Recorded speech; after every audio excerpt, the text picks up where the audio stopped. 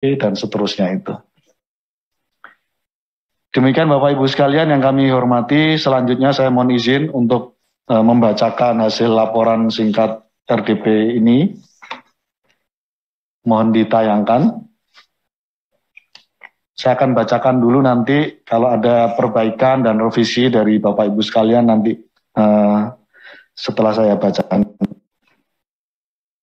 secara keseluruhan. Laporan singkat rapat dengar pendapat umum RDPU Komisi 10 dengan Aliansi Penyelenggara Pendidikan Indonesia dan seterusnya. Saya langsung bacakan di kesimpulan. Kesimpulan garing keputusan. A. Komisi 10 DPR RI menyampaikan apresiasi kepada Aliansi Penyelenggara Pendidikan Indonesia yang telah menyampaikan paparan masukan terkait kebijakan pendidikan sebagaimana terlampir dengan beberapa poin utama antara lain kebijakan PPK, P3K, 1. Menempatkan GTK yang lulus P3K di sekolah asal sehingga proses belajar mengajar dan kegiatan lainnya tetap terus berlangsung dan tidak terputus. 2. Pemerintah wajib mengisi kekosongan guru di sekolah swasta asal dengan GTK lainnya yang lulus P3K jika GTK yang lulus P3K di sekolah swasta asal tetap memutuskan untuk pindah ke sekolah negeri. 3. Memberikan afirmasi sepenuhnya kepada GTK yang telah menunjukkan loyalitas dan mengabdi paling tidak selama 5 tahun dengan demikian mereka secara otomatis lulus P3K. Ini kayaknya redaksinya kurang enak ya. 4. Menuntaskan rekrutmen GTK honorer menjadi GTK P3K pada tahun 2023. 5. Memberikan afirmasi yang berkeadilan bagi guru honorer yang telah berusia lebih dari 35 tahun dengan mengevaluasi secara menyeluruh sistem rekrutmen guru aparatur sipil negara. 6. Menyediakan formasi guru yang berimbang dan berkeadilan sesuai dengan kebutuhan daerah sehingga distribusi guru menjadi lebih merata di seluruh penjuru tanah air.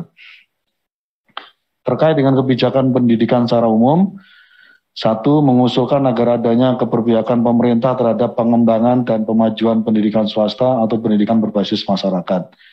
2. Melakukan evaluasi kebijakan penghapusan BOS bagi sekolah yang jumlah peserta didiknya kurang dari 60 orang.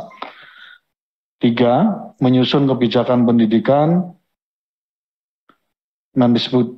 Mendikbudristek RI harus melibatkan para pemangku kepentingan pendidikan. Saya langsung ke poin B. Terhadap pandangan dan penjelasan dan masukan yang disampaikan Aliansi Penyelenggara Pendidikan Indonesia, Komisi 10 DPR RI menyampaikan pandangan antara lain, 1. Mendesak Kemendikbudristek RI untuk melakukan evaluasi secara mendalam dan menyeluruh terkait seleksi guru ASN P3K tahun 2021 dan mengembalikan tujuan awal rekrutmen P3K dengan mempertimbangkan pandangan dari para pemangku kepentingan pendidikan dan regulasi terkait, termasuk afirmasi untuk rekrutmen P3K di daerah 3T. 2. Dalam menyusun kebijakan pendidikan, khususnya terkait rekrutmen P3K, Komisi 10 mendesak Kemendikbudristek RI untuk merujuk pada pasal 31 Undang-Undang NKRI 1945 dan beberapa peraturan perundang-undangan berikut.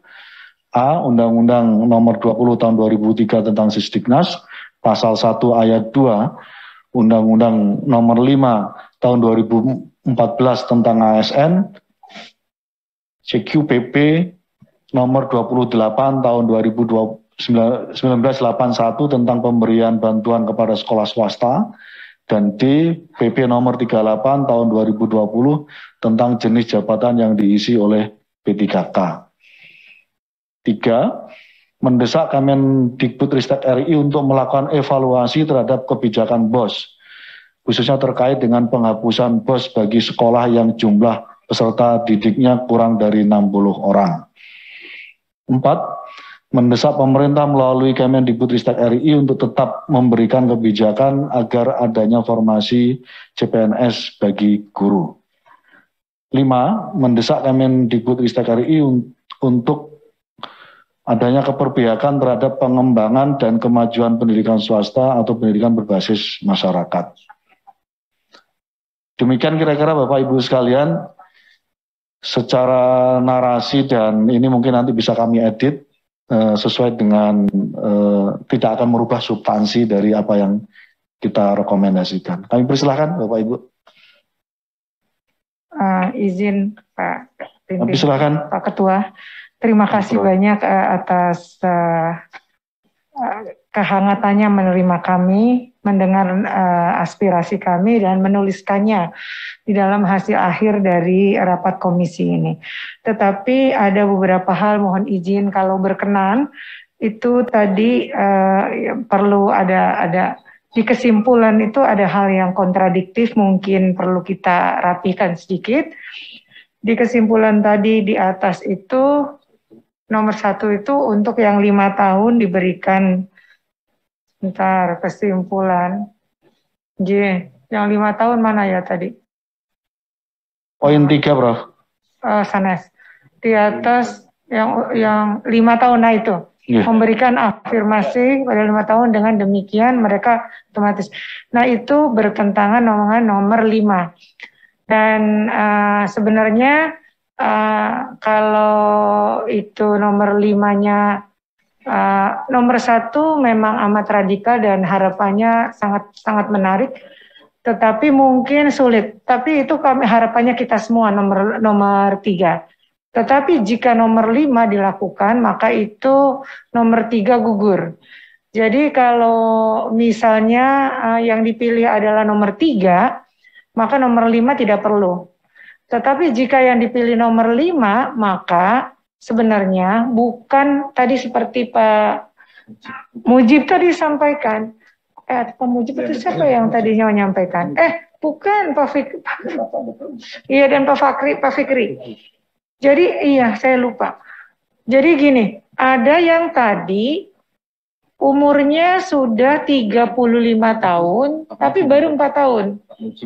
Pak Mujib ya? Oke. Maaf Pak Mujib, mohon dimaafkan.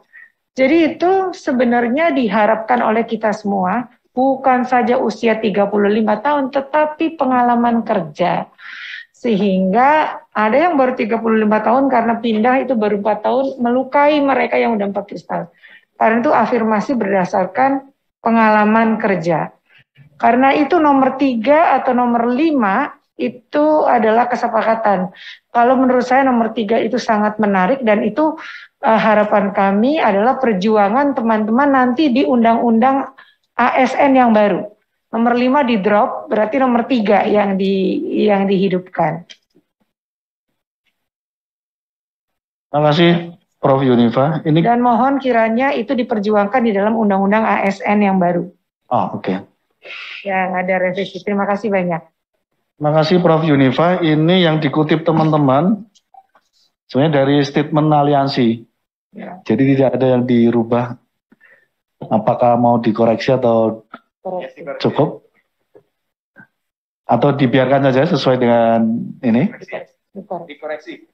Oh, dikoreksi aja ya. Oke. Berarti yang dipertahankan yang nomor 3. Nomor 3. Berarti yang 5 dihapus ya? Iya. Oke. Oke. Terima kasih Prof. Yunifa. Boleh. Ada yang lain? Ya. Kami persilakan. Ya. Prof. Darmin. Baik, terima kasih pimpinan. Kesimpulan bagian C kalau saya tidak salah itu B. 5, poin 5.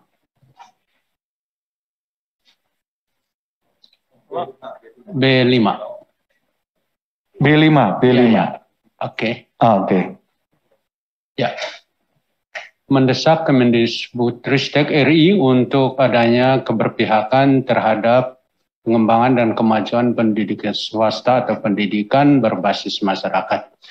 Saya kira juga tadi ada diskusi bagaimana supaya ini bisa sungguh-sungguh menjadi komitmen Kemendikbud menghidupkan kembali direktur sekolah swasta. Oh, oke. Ya, jadi ditambahkan di situ. Terima kasih. Terima kasih Romo Darmin. Kita langsung masukkan itu dengan menghidupkan direktorat ya. Direktorat Pendidikan Swasta. Oke, siap. Ada tambahan lain lagi, Bapak Ibu? Atau cukup? Sebenarnya ini ada aspirasi betul yang bolak-balik disampaikan kepada saya. Ini ada guru-guru yang disebut guru SPK, sekolah berbasis kerjasama. Zaman sebelumnya ada RSBI. RSBI kemudian dihapuskan. Jadi ketika dihapuskan, mereka itu dikategorikan sebagai SPK. Nah, jumlahnya sebenarnya tidak banyak. Tapi guru SPK ini dianggapnya adalah guru yang sudah memiliki kesejahteraan yang baik.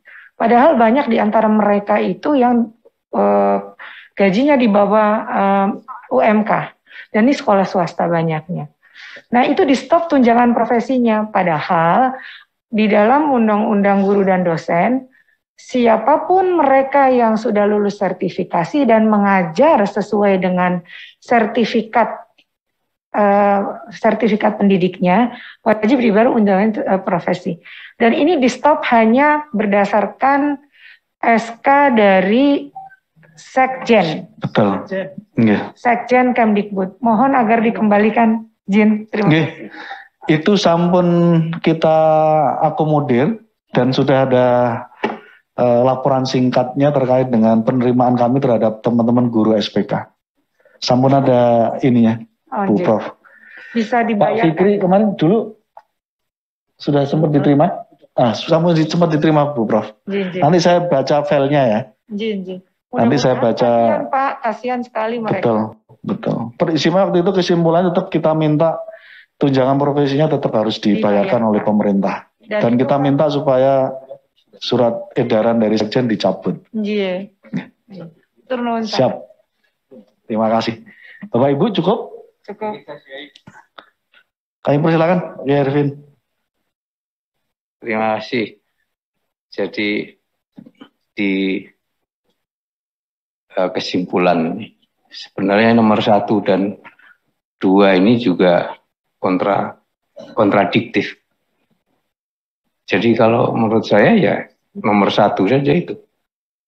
Supaya tidak ada ruang bagi Kemendikbud untuk kemudian benar-benar menarik guru-guru swasta yang memang berkualitas.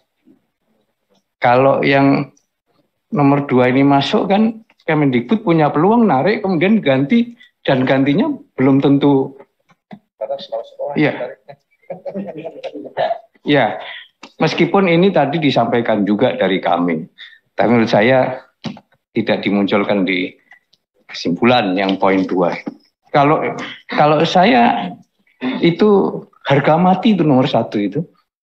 Jadi tidak ada lain. Terima kasih. Saya persilakan, apakah disetujui? Nah, kalau disetujui saya kira tolong dihapus ya yang di poin supaya bulat. Oke. Cukup Bapak Ibu? Cukup. Terima kasih. Sekali lagi kami aturkan atas terselenggaranya pelaksanaan RDPU dengan cukup luar biasa. Terima kasih kepada semuanya, Bapak Ibu sekalian. Pas waktunya ini, karena itu tanpa saya rangkum semuanya, nanti akan kami edit lagi terkait dengan laporan singkat ini. Atas nama pimpinan dan Komisi 10 mengaturkan terima kasih yang tidak terhingga kepada pengurus besar PGRI, LP Ma'arif, PBNU, Majelis Dikdasmen PP Muhammadiyah, Perguruan Persatuan Taman Siswa, Majelis Nasional Pendidikan Katolik, Majelis Pendidikan Kristen Indonesia. Sekali lagi kami aturkan terima kasih yang tidak terhingga. Dengan baca Alhamdulillah bersama-sama, kita tutup rapat RDPU pada sore hari ini. Alhamdulillahirrahmanirrahim. Assalamualaikum warahmatullahi wabarakatuh.